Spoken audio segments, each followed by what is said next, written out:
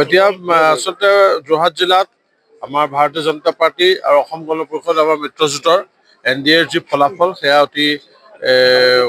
সুন্দৰ হৈছে আৰু ৰাইজৰ যি যে আস্থা ডক্টৰ হিমন্ত বিশ্ব শৰ্মাৰ নেতৃত্বাধীন ৰাজ্য চৰকাৰ আৰু নৰেন্দ্ৰ মোদী নেতৃত্বাধীন কেন্দ্ৰীয় চৰকাৰৰ ওপৰত সেই কথা পুনৰবাৰ প্ৰতীয়মান হৈছে আৰু পঞ্চায়ত নিৰ্বাচনৰ লগত আচলতে ৰাইজৰ সৰু সুৰা কিছুমান আশা আকাংক্ষা এইবিলাক জড়িত হৈ থাকে আৰু কোনোবাই সুধিছে আমাক কৈছে যে গৌৰৱ গগৈ এবছৰ আগতে নিৰ্বাচনত জয়লাভ হৈছিল এইবাৰ কি হ'ল ৰাইজে যোৱা এটা বছৰে জয়লাভ হোৱাৰ পিছত গৌৰৱ গগৈক দেখা নাই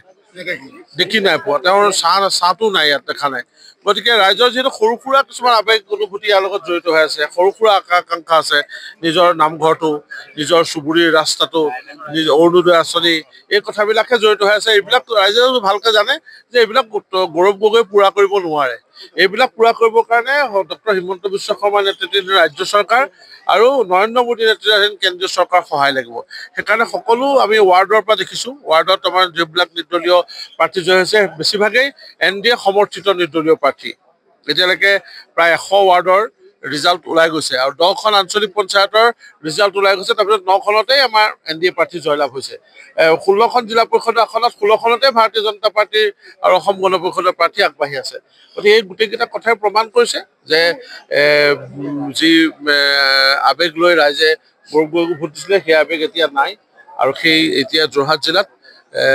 ভাৰতীয় জনতা পাৰ্টী আৰু অসম গণ পৰিষদৰ মিত্ৰজোঁটৰ ওপৰত ৰাইজৰ আশা আকাংক্ষা ৰাইজৰ আস্থা এয়া অটুট আছে লোকসভা নিৰ্বাচনত গৌৰৱ গগৈ যি গৌৰৱ গগৈ মেজিক আছিলে সেই মেজিক এতিয়া পঞ্চায়ত ইলেকশ্যনত নেখাটিলে নেকি কোনো মেজিক নাই গৌৰৱ গগৈয়ে খালি এটা নেগেটিভ সৃষ্টি কৰিছিলে এটা বৰ্ণনাত্মক ব্যাখ্যা যে কথা কোৱা মানুহ লাগে ইংৰাজী কোৱা মানুহ লাগে ইংৰাজী কোৱা মানুহে যে ৰাইজৰ সমস্যা সমাধান কৰিব নোৱাৰে আৰু যোৱা এটা বছৰত সেই কথা প্ৰমাণ হ'ল কাৰণ যোৰহাট জিলাৰ কোনো সমস্যা লৈ গৌৰৱ গগৈয়ে সংসদত মাতেই নামাতিলে তেওঁ এটাই সমস্যা যোৰহাট জিলাৰ এইবাৰ সংসদত যোৱা এটা বছৰ উত্থাপন কৰিছে সেয়া হ'ল যোৰহাট জিলাৰ সমস্যা বুলি যদি আমি কওঁ গিবন অভয়াৰণ্যৰ হলৌ বান্দৰৰ সমস্যাখিনি তেওঁ সংসদত উত্থাপন কৰিছে গতিকে ৰাইজৰ সমস্যা বেলেগ ৰাইজৰ বহুত সমস্যা আছিলে আমাৰ গৰাখহনীয়া সমস্যা আছিলে নিমাতীৰ কথা আছিলে ৰাস্তা পদূলিৰ কথা আছিলে এই কোনো কথাবিলাক তেওঁ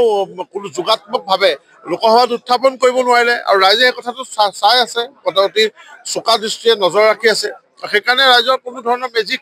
এবাৰ গৌৰৱ গগৈ মেজিক নাছিলে আচলতে ভুৱা কিছুমান বৰ্ণনাত্মক ব্যাখ্যা যাক নেৰেটিভছ বুলি কয় ইংৰাজীত সেয়া তেওঁ সৃষ্টি কৰি নিৰ্বাচনত জয়লাভ কৰিছিলে আৰু সেই যে বিলাক যে ভুৱা আছিলে সেই কথাটো এই নিৰ্বাচনে প্ৰমাণ কৰি দিলে